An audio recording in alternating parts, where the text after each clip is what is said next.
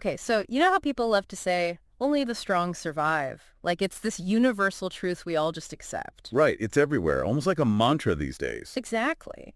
But is it really that simple? I mean, we hear it everywhere, from like Wall Street to self-help gurus. Yeah, it's definitely a phrase that gets thrown around without much thought as to what it really even means. Totally. And that's what this whole deep dive is about today. We're going to go deeper, beyond the surface. What does survival of the fittest actually even mean? Like, where did this idea even come from, and how has it gotten, well, a little distorted over time? Yeah, for sure. Our guide for this whole thing is going to be Debunking Social Darwinism, which seems appropriate, right? Absolutely. This source really digs into those questions you just mentioned head on, like how Darwin's ideas got twisted and then used in some, well, let's just say disturbing ways. It's funny, when you hear survival of the fittest, it feels, I don't know, kind of primal, right? Like a gut-level truth about the world. Right. For sure. There's something powerful about a simple phrase like that. Right. But Darwin's theory of natural selection? Well, that's a lot more complex than something you can sum up in a soundbite. Hmm. It wasn't just about brute strength for him. It wasn't. Nope. His main thing was about adaptation, how well an organism fits into its environment. So not the strongest, but the most adaptable.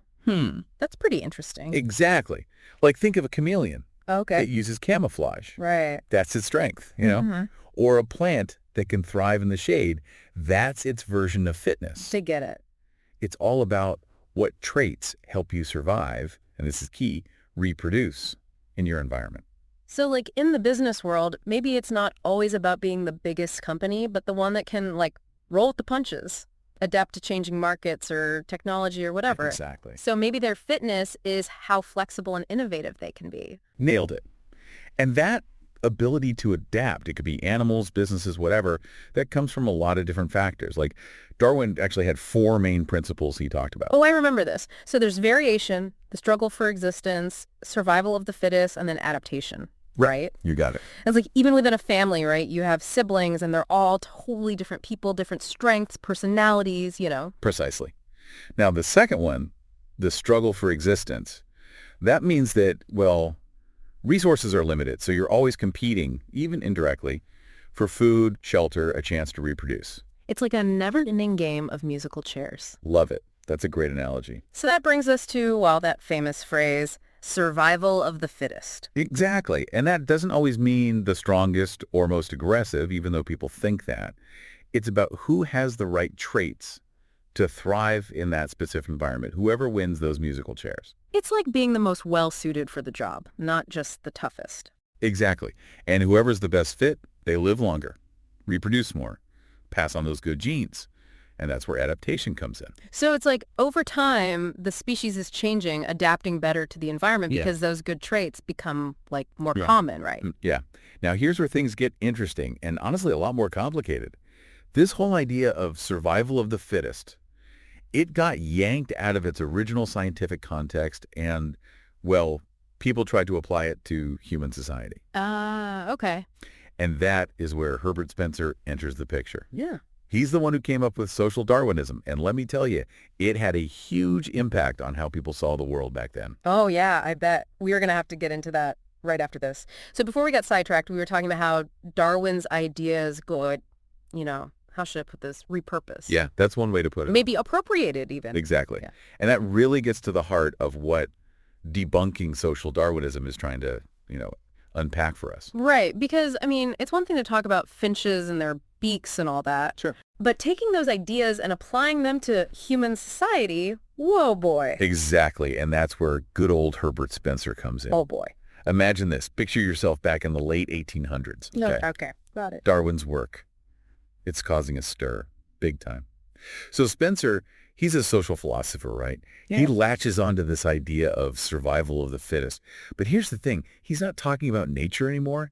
He's talking about, get this, social and economic classes. So he's basically saying, look, the rich people, they're on top because they're, like, more fit, more evolved. Basically. It's just natural selection, but in society. Yeah, and you can see how that gets really, really messy, really fast. Oh, yeah. Because you know what they call Spencer's ideas? What? Social Darwinism. Yeah. And people use them to justify some really awful stuff. Yeah. The idea being that helping the poor or the disadvantaged that's interfering with the natural order of things. So instead of looking at the bigger picture, right, Yeah. like lack of education, healthcare, things like that, Exactly. you just say, well, they're just not cut out for it. Sadly, that was the thinking. It ignores all the privilege, the opportunities, even just plain old luck. It's a very convenient way to explain away inequality when you really think about it. And it is. And our source, Debunking Social Darwinism, makes it clear that this was not just some, intellectual theory. These ideas had real-world consequences. Oh, absolutely. It was used to back up things like laissez-faire capitalism. Oh, yeah. The idea that the government should just butt out of the market. Right. Hands off, even if it means some people get exploited. Yeah. It was used to support colonialism, thinking some nations or races, they're just better. And so, of course, they should rule over others. It gets really scary when you realize we're not talking about something from a textbook from 100 years ago. These ideas, they led to some really harmful things. It did. And it's important to remember that. And what's interesting, Debunking Social Darwinism argues that these ideas, these echoes of social Darwinism, they're still around today. Really? Yeah. Maybe not as obvious, maybe lurking in the background a little bit. Huh. Like what? Give me an example. Well, think about phrases we hear all the time, like, pull yourself up by your bootstraps. Now, is that about taking responsibility? Yeah. Or are we subconsciously saying, well, some people are just more deserving? Whoa, I never thought about it like that. It really makes you question things, doesn't it? It does. And that's why it's important to understand this history. Because if we're not careful, those biases can creep in and really affect how we see things and how we act. We see it when we talk about the gap between the rich and the poor. Mm-hmm. We see it in healthcare debates, even immigration. It's everywhere. It's almost like we've bought into this whole idea of a meritocracy, Right. where if you're successful, it's because you worked hard, you earned it, but it's not always that simple, is it? Exactly. The playing field, it's rarely level. Right. So we've talked about the dark side of this whole survival of the fittest idea and how social Darwinism really messed things up. We have. But now I'm really curious. If that view is so, distorted, what does debunking social Darwinism say is the real deal? What helps humans not just survive, but actually thrive? So we've spent all this time really digging into survival of the fittest, right? We have. We've talked about how it's been, misunderstood. Totally. And even used for some pretty bad things. Yeah. But now I want to know, if that whole dog-eat-dog view is really a distortion, what does our source, Debunking Social Darwinism, say really helps humans, not just survive, but actually thrive? What makes us successful? It's a great question. And I think it gets to the core of what makes us human. The source argues that one of the strongest forces in human evolution, maybe even the strongest when it comes to success, is actually, get this, cooperation. Cooperation, Yep. like working together. Exactly. But doesn't that kind of go against that whole survival of the fittest thing? Not at all. Remember, fitness, in Darwin's view, it's all about how well you adapt.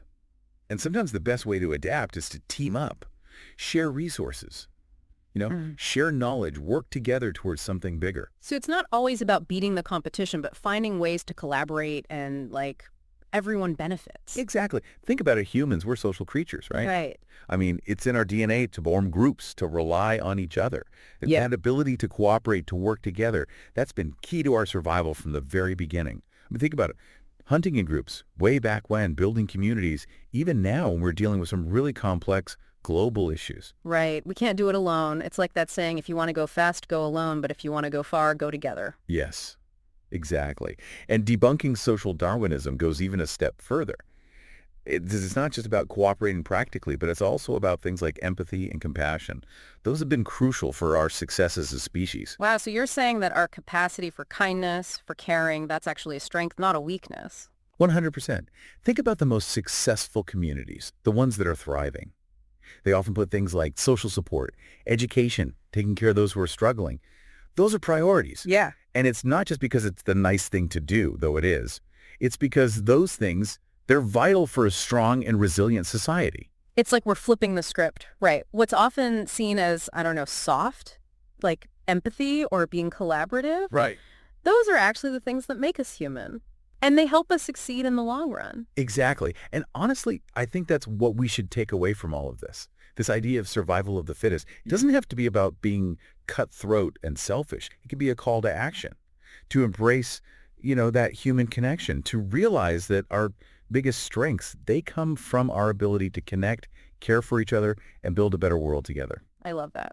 So if we were to rewrite survival of the fittest for today, what would it be? Survival of the kindest, or how about survival of the most collaborative? Now, those I like. That's a much more hopeful way to look at it, don't you think? A million times better. And it feels a lot closer to what it really means to be human. So as we wrap up this deep dive, we want to leave you with something to think about. How would you rewrite survival of the fittest for today's world? And how can you live that idea, put it into action in your own life, in your interactions with others? Thanks for joining us on this journey, and we'll see you next time for another deep dive.